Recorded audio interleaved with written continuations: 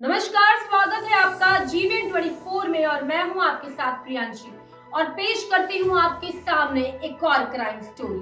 आज आपको एक ऐसे केस से रूबरू करवाते हैं जिसे सुनकर इस कहावत पर थोड़ा शक होने लगेगा कि माता कभी कुमाता नहीं हो सकती। आपको सुनाते हैं एक ऐसी माँ की आपबीती जिसने खुद अपनी ही बेटी की हत्या करवा दी। इस पूरे कहानी में पुष्पा मेन कैरेक्टर है जिसके इर्द गिर्द पूरी कहानी रची हुई है, जिसने दिल दहला देने वाला काम किया। पुष्पा कोहली ने अपनी ही बेटी किरण की हत्या इसलिए करवा दी क्योंकि उसका आचरण सही नहीं था और उसके कर्मों से परिवार की बदनामी हो रही थी। लेकिन ये बात इसीलिए गले के नीचे नहीं उतरती क्योंकि परिवार के किसी भी सदस्य को इस बात की भनक भी नहीं थी। सेक्टर 46 फरीदाबाद के चौकी प्रभारी सोहन पाल अपनी टीम के साथ रात की गश्त पर निकलने की तैयारी कर रहे थे कि तभी पुलिस कंट्रोल रूम में फोन आया। उन्हें बताया गया कि सेक्टर 45 की कोठी नंबर 387 में एक कत्ल हो गया है। पुलिस चौकी से घटना स्थल महज 2 किलोमीटर की दूरी पर था। सोहन पाल अपनी टीम के साथ 10 मिनट पे उस जगह पहुंच गए जहां वारदात हुई थी। कोठी नंबर 387 में मौजूद एक व्यक्ति ने कोठी का मेन गेट खोल दिया। पता चला कि वो उस कोठी में रहने वाला किराएदार राजेश सिंह था। उस समय के चौकी प्रभारी सोहन पाल अंदर जाकर देखते हैं तो बेड पर एक लड़की मरी पड़ी थी जिसकी हत्या गला रेत कर की गई थी। बिस्तर खून से पूरी तरह सना हुआ था। जिसके कमरे में हत्या हुई थी उस कमरे में रखी अलमारी और उसका लॉकर टूटा हुआ था। अलमारी का सारा सामान बिखरा पड़ा था। मामला लूटपाट का लग रहा था। ऐसा लगता था कि जैसे हत्यारों ने लूटपाट के इरादे से घर में घुसकर विरोध करने पर लड़की की हत्या कर दी और कीमती सामान और नकदी को लेकर फरार हो गए। पुलिस को सूचना कोठी की मालकिन पुष्पा कोहली ने ही दी थी। उसने बताया कि मृतका उसकी बेटी किरण है। पुष्पा के अनुसार उसका पति सुरेंद्र कोहली और 12 वर्षीय बेटा नितिन कोहली बीते दिन सुबह ही उसकी अस्वस्थ मां को देखने भटिंडा पंजाब चले गए। वारदात के वक्त पुष्पा कोहली और किरण ही घर पर थे। पूछताछ में पुष्पा कोहली ने बताया कि बीती रात करीब 9:45 बजे जब वो रसोई में खाना बना रही थी तब मेन गेट खुला और बुरखे वाली 2 औरतें अंदर आई। किरण उन दोनों को लेकर अंदर आ गई। कुछ देर बाद जब उसने किरण से पूछा तो उसने बताया कि वो दोनों औरतें ही उसकी परिचित है और उनसे कुछ उनका हिसाब किताब करना है। पुष्पा के अनुसार कुछ देर बाद किरण एक गिलास में पानी लेकर उसके कमरे में आई। उसने पानी पीकर गिलास मेज पर रख दिया। उसके बाद या तो वो बेहोश हो गई या फिर सो गई। पुष्पा के अनुसार देर रात करीब 2 बजे जब वो उठी तो उसने अपने दोनों हाथों और पैरों को दुपट्टे से बंधा हुआ पाया और मुंह में कपड़ा ठूंसा हुआ था। उसने उठने की कोशिश की तो वो बिस्तर से नीचे गिर गई। कपड़ा ठूसा हुआ होने की वजह से उसके मुंह से आवाज भी नहीं निकल रही थी। पुष्पा ने आगे बताया कि जैसे तैसे उसने बेड पर पड़ा हुआ फोन उठाकर सबसे पहले किरण का नंबर मिलाया, लेकिन उसने फोन नहीं उठाया। फिर उसने अपनी नौकरानी सपना के पति अजीत का नंबर मिलाया। नंबर तो लग गया लेकिन मुंह में कपड़ा ठूसा होने की वजह से बात नहीं हो सकी। इस पर वो घसीटते हुए दरवाजे के पास पहुंची और दोनों पैरों से जोर जोर से कमरे का दरवाजा पीटा। दरवाजा पीटने की आवाज सुनकर किराएदार राजेश सिंह नीचे आया। वो बाहर से दरवाजा खोलकर अंदर आया और उसने हाथ पैर खोल दिए। तब तक नौकरानी सपना और उसका पति भी आ गए थे। पुष्पा कोहली ने आगे बताया कि ये पूछने पर कि किरण कहाँ है, राजेश ने जवाब दिया कि वो अपने कमरे में सो रही होगी। लेकिन जब उसके कमरे में जाकर देखा गया तो किरण मरी पड़ी। किसी ने उसका गला रेत कर उसकी हत्या कर दी थी। उसका सारा बिस्तर खून में डूबा हुआ था और अलमारी का सामान इधर उधर फैला हुआ था। ये देखकर इस घटना की सूचना मालकिन ने पुलिस को दे दी। ये सारी बातें बताते हुए पुष्पा कोहली फूट फूट कर रोने लगी। पुलिस ने उससे नंबर लेकर उसके पति सुरेंद्र कोहली को फोन किया और इस हादसे की सूचना दे दी और जल्दी से जल्दी फरीदाबाद पहुंचने को कहा। इसके साथ ही पुलिस ने पुष्पा की शिकायत पर अज्ञात हत्यारों के खिलाफ धारा 302 और 394 के तहत केस दर्ज कर लिया। सुबह को एसीपी पूनम दयाल ने मामले की गंभीरता को देखते हुए इसकी जांच इलाका पुलिस की जगह उस समय के CIA NIT in charge inspector Vimal Kumar, sub inspector Narendra Kumar और अश्विनी कुमार को सौंप दी ताकि पौष इलाके में हुई इस हत्या के मामले में जल्द से जल्द पर्दा उठाया जा सके। इंस्पेक्टर विमल कुमार ने अपनी टीम के साथ मौकाए वारदात का मुआयना भी किया। उन्होंने पुलिस फोटोग्राफर, फिंगरप्रिंट एक्सपर्ट और फॉरेंसिक टीम को भी मौके पर बुला लिया ताकि जरूरी सबूत जुटाए जा सके। पूछताछ और पुलिस छानबीन में पता चला कि मृतका किरण के पिता सुरेंद्र कोहली काफी समय पहले पंजाब से आकर फरीदाबाद में घुस गए थे। फरीदाबाद में सेक्टर 28 में उनकी बिल्डिंग मटेरियल का कारोबार था। सुरेंद्र कोहली का विवाह सन 1989 में भटिंडा पंजाब की पुष्पा कोहली से हुआ था। विवाह के बाद कोहली के घर में किरण का जन्म हुआ था, जिसे घर में सब प्यार से गुड़िया बुलाते थे। किरण के जन्म के 11 साल बाद कोहली परिवार में बेटा जन्मा, जिसका नाम निखिल रखा गया। 12 वर्षीय नितिन कोहली फिलहाल फरीदाबाद के एक नामी स्कूल में कक्षा 7 में पढ़ रहा था। पुष्पा कोहली घरेलू महिला थी और घर पर ही रहकर घर परिवार व बच्चों की जिम्मेदारी संभालती। किरण जवान हो चुकी थी, पर उस पर किसी का जोर नहीं था और पारिवारिक पाबंदियों से उसको कोई लेना देना नहीं। इसीलिए वो शुरू से ही फैशन परस्त और आजाद ख्याल की लड़की थी। मोबाइल, फिल्में, टीवी और इंटरनेट की दुनिया ने उसे और भी आधुनिक और स्वच्छंद बना दिया था। वो जो करना चाहती थी वो कर गुजरती थी, बिना इस बात का परवाह किए कि परिवार वालों की नजर में अच्छा है या नहीं। इसी बात के चलते किरण ने अपने परिवार की मर्जी के खिलाफ 22 नवंबर 2010 को एक विजातीय युवक रंजीत त्रिपाठी से प्रेम विवाह कर लिया था। रंजीत गांव लकड़पुर, जिला फरीदाबाद का रहने वाला था। शादी के बाद किरण घर छोड़कर रंजीत त्रिपाठी के साथ दिल्ली स्थित सरिता विहार के पास वाले इलाके मदनपुर खादर में किराए के मकान में रहने लगी। परिवार से अलग रहकर जिंदगी की कड़वी सच्चाइयों से सामना हुआ तो किरण और रंजीत दोनों ने अलग अलग प्राइवेट फर्म्स में नौकरी करनी शुरू कर दी। किरण ने जिस फर्म में नौकरी की वो रियल एस्टेट का कारोबार करती थी। उसके मालिक का नाम महफूज आलम था। महफूज आलम का ऑफिस कालिंदी कुंज में था। कालिंदी कुंज मदनपुर खादर के पास ही था, इसीलिए किरण को ऑफिस आने जाने में ज्यादा परेशानी नहीं होती। महफूज आलम के साथ काम करते करते किरण उसके लिए काफी महत्वपूर्ण बन गई थी। नतीजन महफूज आलम से उसे अच्छी तनख्वाह के अलावा सौदे से मिलने वाली रकम में मोटा कमीशन भी देने लगा। इसी के चलते किरण ने अच्छा खासा बैंक बैलेंस इकट्ठा कर लिया था। दूसरी ओर उसके पति रंजीत की नौकरी से इतना पैसा भी नहीं मिलता था कि घर का खर्च भी ठीक से चलाया जा सके। जब उम्मीद से ज्यादा पैसा मिलने लगता है तो कई कमजोर लोगों के पैर बहकने लगते हैं। ऐसा ही हुआ किरण के साथ। आय का स्रोत बढ़ा तो उसने शराब पीकर देर से घर आना शुरू कर दिया।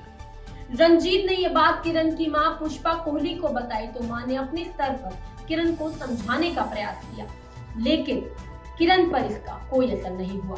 नतीजन पति पत्नी के बीच मतभेद बढ़ना शुरू हो गए। इस बात को लेकर रंजीत और किरण के बीच कई बार गर्मा गर्म बहस भी हुई। पति से जब ज्यादा मतभेद बढ़ गए तो किरण ने उसके खिलाफ दिल्ली के साकेत कोर्ट में तलाक का मुकदमा डाल दिया। इसके बाद वो 27 जून 2013 को रंजीत का साथ छोड़कर फरीदाबाद में अपने मां के पास आकर रहने लगी। घर लौटकर भी किरण में कोई बदलाव नहीं आया। अब उसने नाइट क्लब में शराब पीकर देर रात से घर आना शुरू कर दिया। जवाब मांगने पर वो गाली गलौज और मारपीट तक उतर आती। किरण का हाई प्रोफाइल लाइफस्टाइल कोहली परिवार के लिए बदनामी का कारण बन रहा था। एक तो शादी के बाद भी बेटी घर में बैठी थी, वहीं दूसरी तरफ शराब पीकर देर रात तक घर लौटती थी। मां पुष्पा कोहली इस बात को लेकर काफी टेंशन में रहती थी। उसकी समझ में नहीं आ रहा था कि समस्या का समाधान कैसे करें। ये सब चलता रहा और इसी बीच किरण की हत्या हो गई। बहरहाल इंस्पेक्टर विमल कुमार ने अपनी टीम के साथ बेहद बारीकी से घटनास्थल का मुआयना किया तो पाया कि पुष्पा कोहली द्वारा लिखाई गई रिपोर्ट और मौकाए वारदात पर पाए गए सबूत में काफी झूठ। इसी को ध्यान में रखकर उन्होंने सुरेंद्र कोहली के किराएदार राजेश से नौकरानी सपना और उसके पति अजीत से अलग अलग बयान दर्ज किए और उन बयानों को क्रॉस चेक किया गया तो विमल कुमार ने कई बातों पर शक किया। मसलन किरण ने पुष्पा को गिलास में पानी दिया था जिसे पीकर वो बेहोश हो गई थी, शायद यहाँ बाद में सो गई थी। ये बात समझ के बाहर थी कि किरण ने बिना मांगे मां को पानी क्यों दिया और उसने क्यों पिया।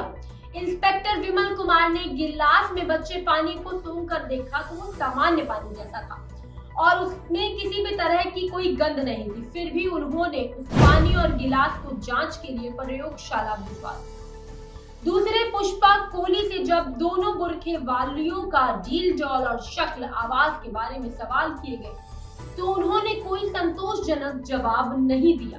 संदेह हुआ तो पुलिस टीम ने पुष्पा कोहली का मोबाइल फोन सर्विलांस पर ले लिया और उसके फोन से पिछले 6 महीने की कॉल डिटेल्स निकलवाई। इस बीच पुष्पा कोहली की पति सुरेंद्र कोहली, बेटे नितिन और कुछ अन्य रिश्तेदारों से बात हुई। माहौल ऐसा था कि पुलिस पुष्पा से कड़ाई से पूछताछ भी नहीं कर सकती। अगले दिन पोस्टमार्टम के बाद किरण का शव उसके परिवार को सौंप दिया गया।